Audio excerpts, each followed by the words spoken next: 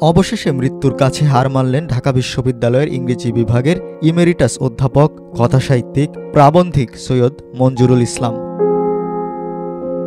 রাজধানীর ল্যাবেড হাসপাতালে 10 অক্টোবর বিকেল 5টায় না ফেরার দেশে চলে যান বরেণ্য এ শিক্ষক। অধ্যাপক সৈয়দ মঞ্জুরুল ইসলাম গত 3 অক্টোবর রাজধানীর ধানমন্ডিতে বেসরকারি বিশ্ববিদ্যালয় ইউলেবে যাওয়ার পথে গাড়িতে হঠাৎ অসুস্থ হয়ে পড়েন। পরে গাড়ি চালক তাকে স্থানীয় একটি হাসপাতালে ভর্তি করেন। সেখান থেকে তাকে ল্যাবেড হাসপাতালে নেওয়া হয়। এ সময় তার ম্যাসিভ হার্ট অ্যাটাক হয়। পরে বিশেষজ্ঞ চিকিৎসকদের পরামর্শে তার হৃদযন্ত্রে রিং পরানো হয়।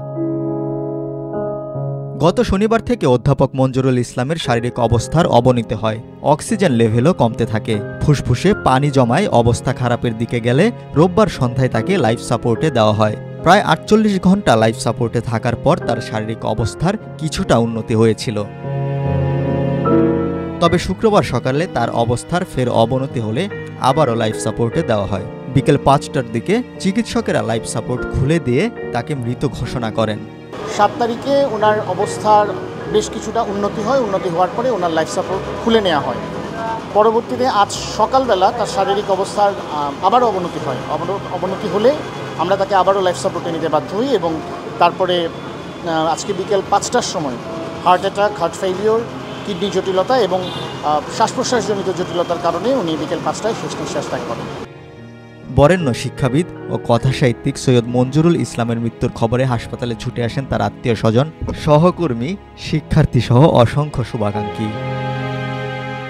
আমাদের দেশের যে কোনো সংকটে নির্ভয়ে সত্যি কথাটা উচ্চারণ করতে কোনো সময় দ্বিধা করেনি।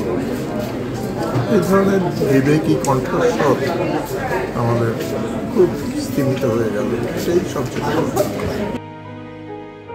অধ্যাপক সৈয়দ মঞ্জুরুল ইসলামের মরদেহ বারডেম হিমঘরে রাখা হবে বলে তার পরিবারের পক্ষ থেকে জানানো হয়েছে।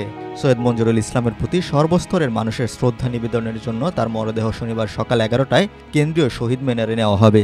বাদ জোহর ঢাকা বিশ্ববিদ্যালয়ের কেন্দ্রীয় মসজিদে জানাজা শেষে মিরপুর শহীদ বুদ্ধিজীবী কবরস্থানে তাকে দাফন করা হবে।